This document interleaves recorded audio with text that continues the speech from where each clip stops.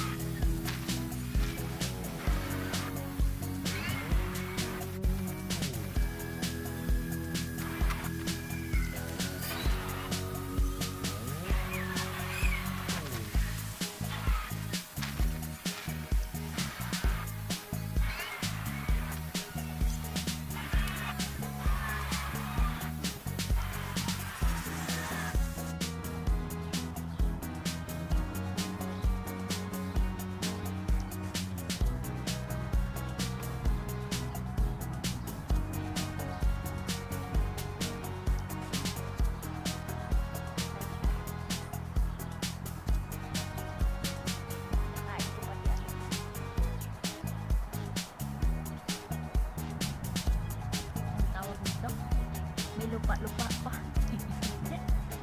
Fresh from the farm. May lupa-lupa pa. So ayan, magre-repack na ako guys ng aking mga pagkain.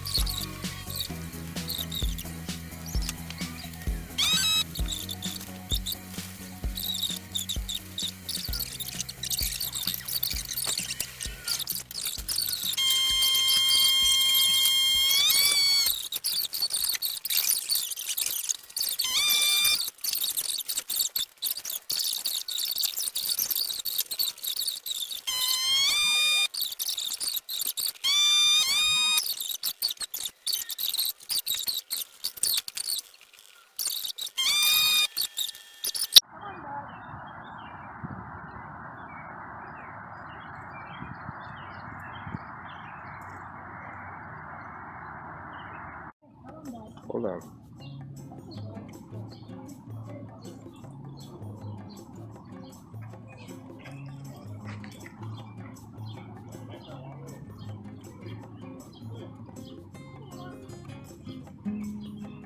Come on, Monty, push. Almost there. You turn around and walk into the dirt. Turn around. You're up, straight away. This is the update of what I planted. That was I started planted this. That was May 3rd. So this is my parsley over here, my cilantro, and over there is my some of my lettuce, and over there, ayan, I think you know that plants. So now what am I going to do is I am going to start my harvesting. So this is the second time that I have harvested my vegetables. So here we go. And this one over here are my basil. That is my very pretty basil. So I love basil. I love to put them in anything. So here it is. And over here is this is the another planters that we have. So just to refresh, that we make all of these planters since we don't have that much space in our garden, so we make planters made of wood right there. So ayan, my leafy, what is this? I think this is my Swiss orchard. Yeah, this is my Swiss orchard, and they are so very lovely.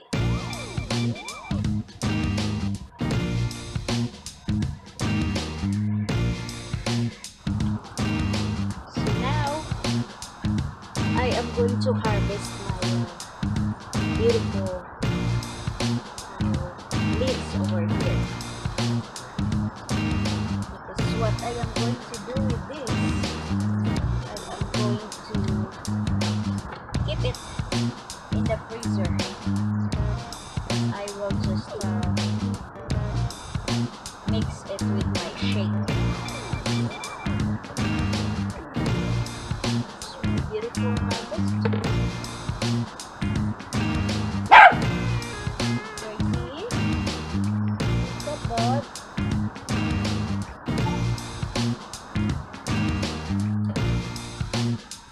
It's really good, guys. It's really good to have your own harvest. Very fresh, very organic, straight from your garden.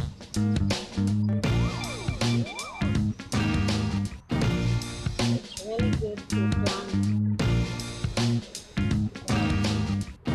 I love planting.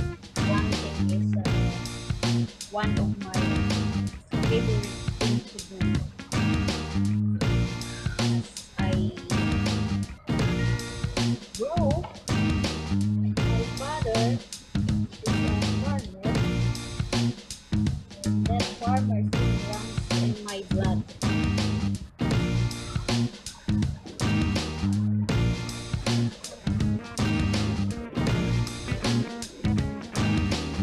Crazy? No. Why are you eating the soil?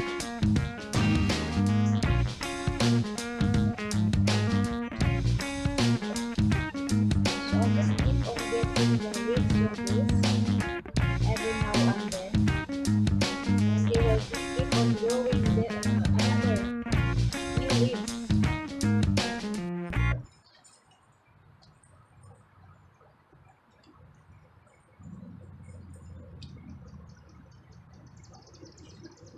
See how beautiful is that? This is really good leaves.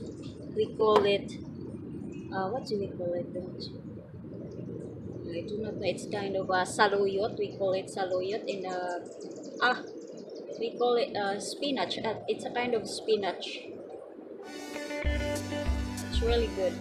There's a lot of benefits in there, especially the color. When you've got colorful leaves, it's a good thing in there. There's a lot of benefits.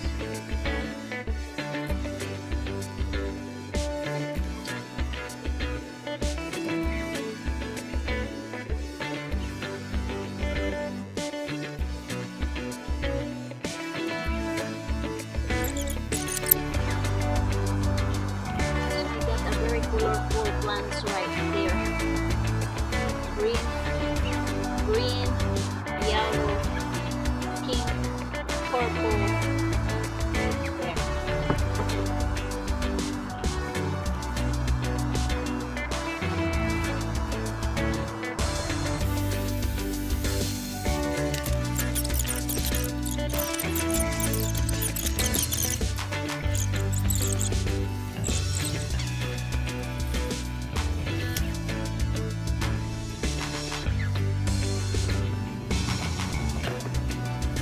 Ito yung vacuum sealed ko.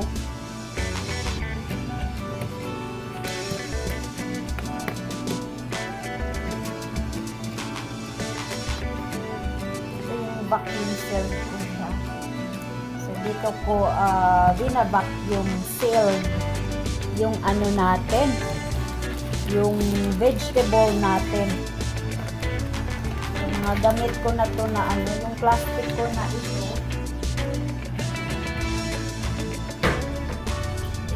siya. Si-seld mo lang siya, ayan. Ito yung ginagamit ko. Nire-recycle ko lang to siya. Hindi ko tinatapon kasi mahal din kasi eh. So, ayan. Ito, nagamit ko na ito siya. Pinag-aanuhan ko din ng mga gulay-gulay ko. So, ayan, yung gulay natin. So, ganyan lang. Ayan. Kasi, ang ginagawa namin nito, hinahalo sa shake. So, kapak ko lang siya ng ganyan. Every time na mag-shake ako, kukunin ko na lang sa freezer. Ayan. Then, shake na agad. Haluan mo na lang, i-dump mo na lang yung mga fruits mo. Yung mga ihahalo mong fruits. Lagyan ng mga panimpla. O, ayan. Healthy shake na siya. So, ganyan. Then, isi-seld natin. So, ganyan ako mag-store ng mga pagkain, guys. Kasi, pag pabayaan ko lang ito sa labas, yung mga pananim ko, diba, sayang yung pinagpaguran ko.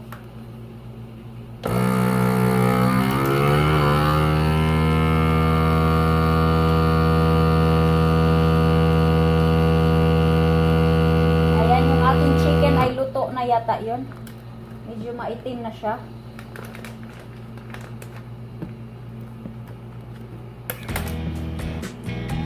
Natakpan pala ng aking mahiwagang gulay. So, ayan na siya. Sealed na siya. Ayan. Ganyan lang. Then, store mo na siya sa freezer. Ganyan lang ang aking style ng aking gulay. Marami pa akong pag-harvestin doon sa marami pa akong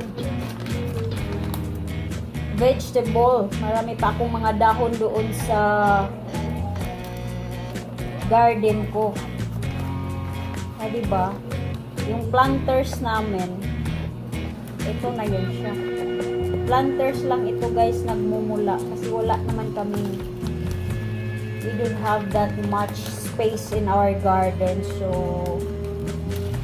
what we are doing is we made our own planters. We make our own planters. Me and hubby is making it. This is what we got now. This is what we got now. We got a fresh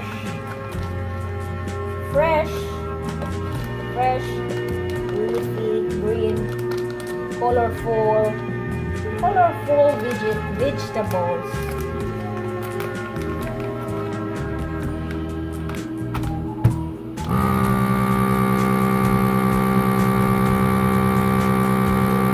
Ayan, ganyan lang siya. Ganyan ako mag-ano. That is how I store my food. That is how I work hard in my garden and get some food in my garden and enjoy my garden. And here am I packing my veggies from my garden.